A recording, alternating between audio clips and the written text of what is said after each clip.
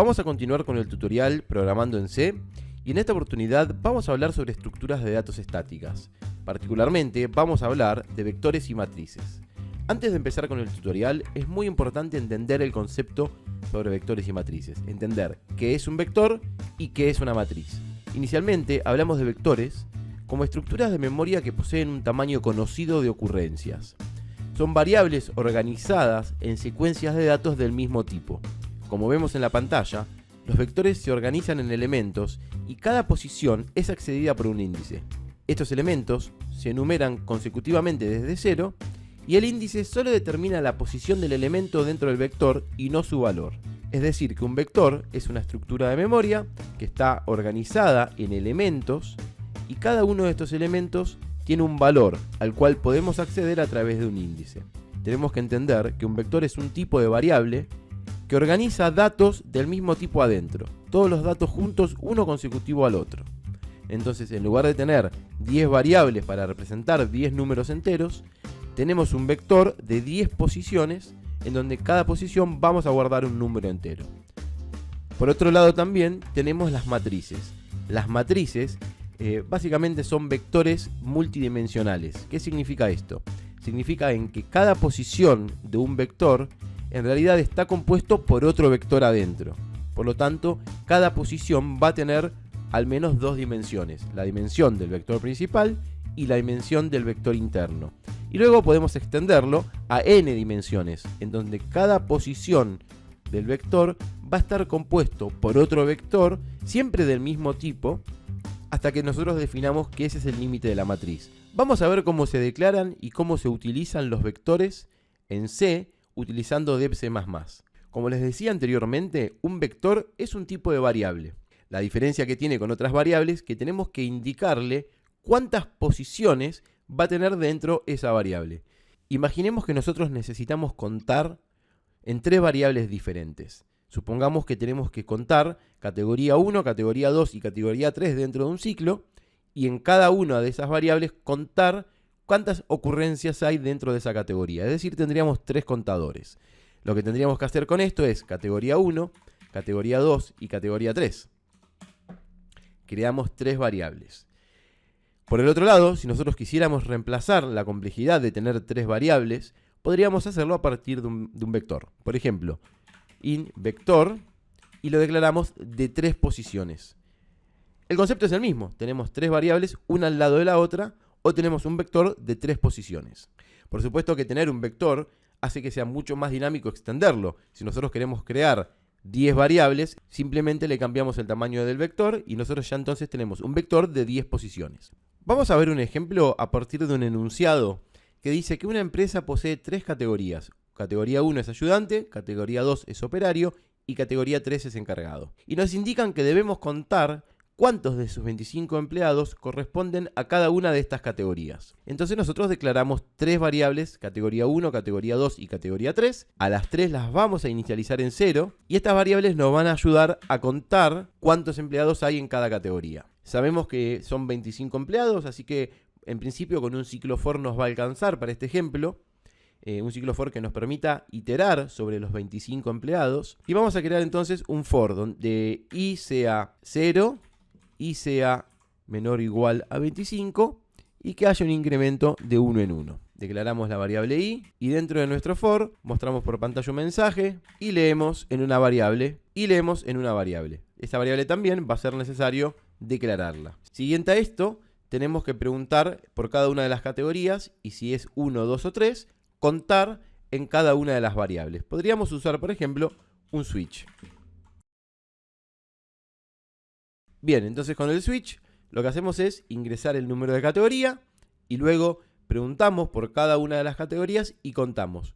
Y al final tenemos en cada una de estas variables cuántas personas de las 25 corresponden a cada categoría. Se puede resolver sin problema, es un enunciado que se puede resolver sin problema, pero esto hace que en principio sea más difícil de extender. Si el día de mañana nos piden en lugar de 3 categorías 5, bueno, ya eso va a implicar varios cambios, ¿sí? Va a implicar modificar el switch, crear nuevas variables y demás. Ahora vamos a resolver este mismo problema utilizando un vector.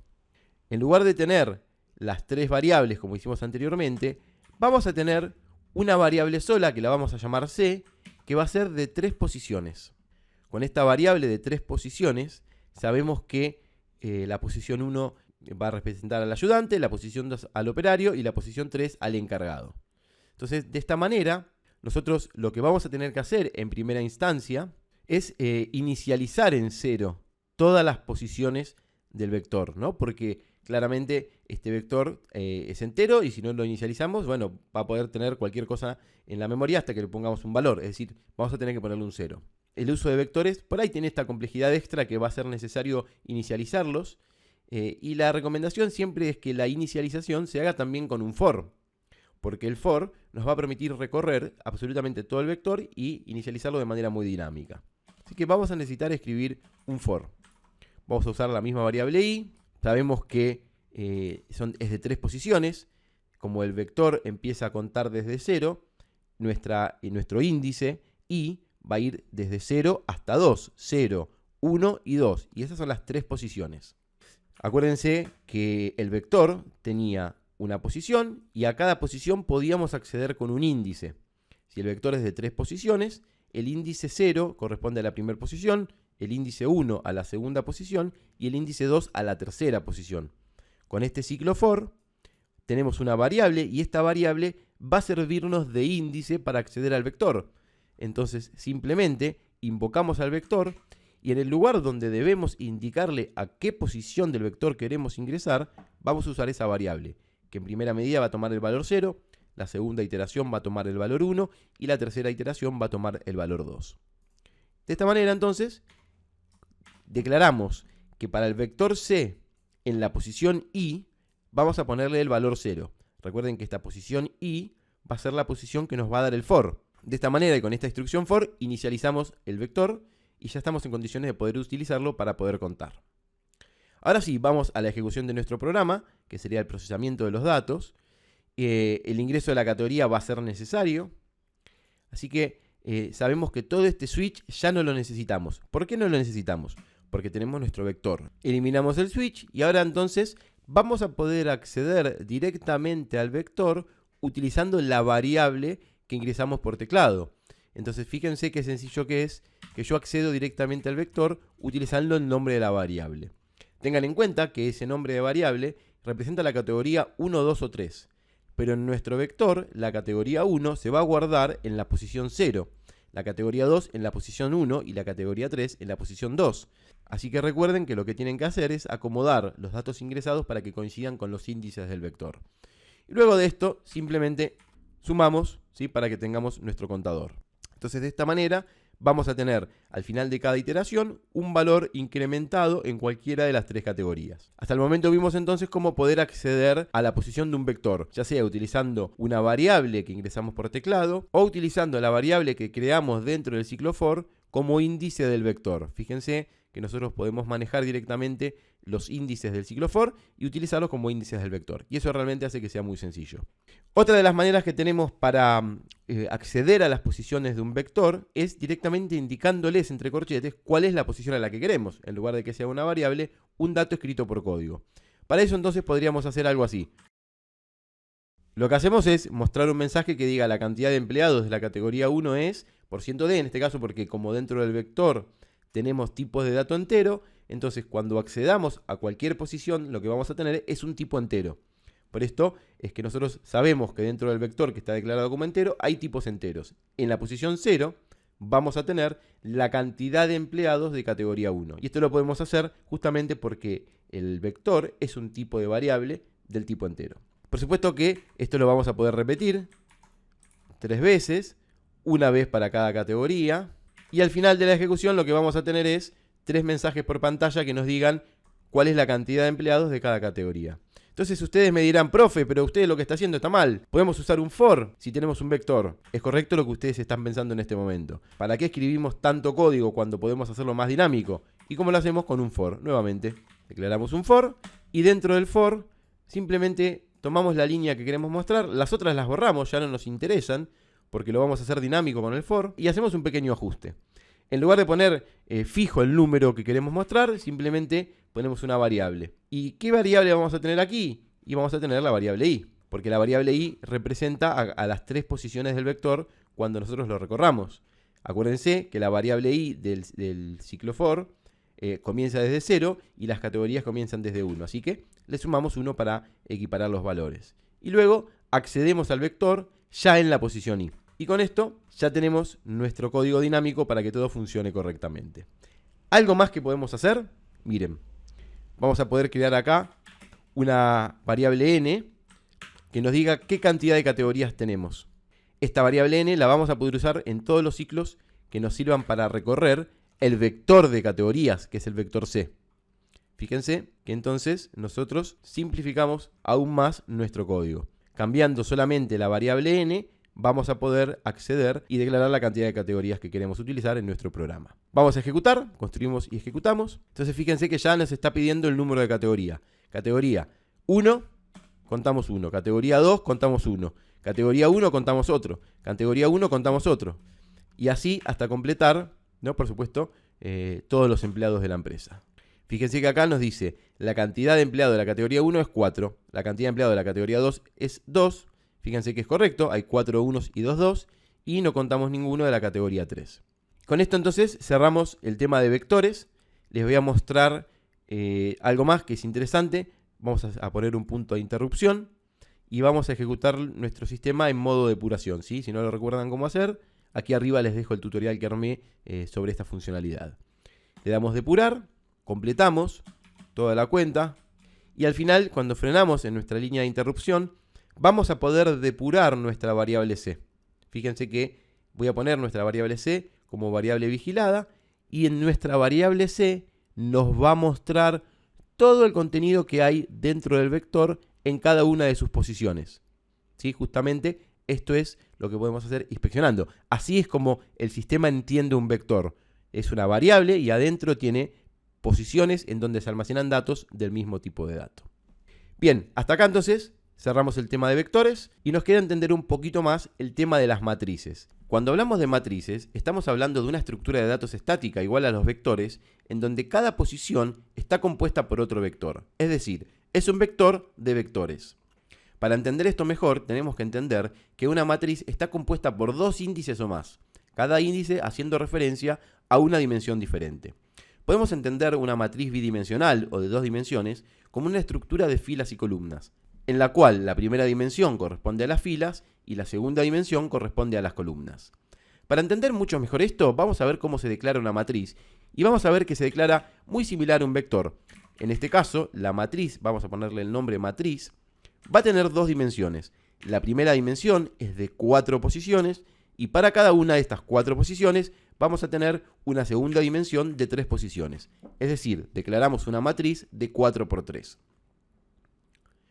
Al igual que sucede con los vectores, para recorrer la totalidad de una matriz vamos a usar un ciclo for. En este caso, un ciclo for para cada una de las dimensiones. Por eso, en lugar de tener un ciclo for solamente, vamos a tener un ciclo for adentro de otro. El primer ciclo para la primera dimensión y para cada una de las posiciones de la primera dimensión vamos a recorrer la totalidad de la segunda dimensión. Por eso es que además de la variable i para el primer ciclo for, vamos a declarar la variable j correspondiente al segundo ciclo for. De esta manera entonces creamos un ciclo for comenzando por la posición 0 que vaya hasta la posición 3, en este caso tenemos la primera dimensión es de 4 posiciones, de 0 a 3, y vamos a incrementar de 1 en 1. Recuerden que los vectores empiezan con el índice 0 y cuentan de 0 en adelante. Si nosotros declaramos un vector de 4 posiciones, vamos a ir de 0 a 3. Ahí tenemos entonces la estructura del primer ciclo for. Para cada una de las posiciones del primer vector, vamos a usar otro ciclo for, pero ahora con el índice j. Desde j0 hasta j3, fíjense que como el vector es de 3 posiciones, vamos a ir de 0 a 2. También incrementando j de 1 en 1. Ahora tenemos entonces la estructura completa para recorrer la totalidad de la matriz. Lo que vamos a hacer ahora es ingresar por teclado el valor que vamos a incluir dentro de esa posición, la posición i, j. Para cada elemento de i0 hasta i4, vamos a tener un valor de j, desde j0 hasta j2. Y ahora vamos a mostrar por pantalla un mensaje que diga lo siguiente. Esto lo que va a hacer es mostrar un mensaje en pantalla para cada una de las posiciones de la totalidad de la matriz. Y luego vamos a guardar esto en la posición de la matriz que a nosotros nos interesa utilizando los índices. Con esto lo que vamos a hacer es repetir este conjunto de instrucciones para cada uno de los elementos de las dos dimensiones de la matriz. Por cada elemento de I, la totalidad de los elementos de la dimensión J. Vamos a ejecutar este código, pero vamos a poner un punto de interrupción para que al final podamos entender mejor cómo se lee esto en la memoria. Compilamos y depuramos.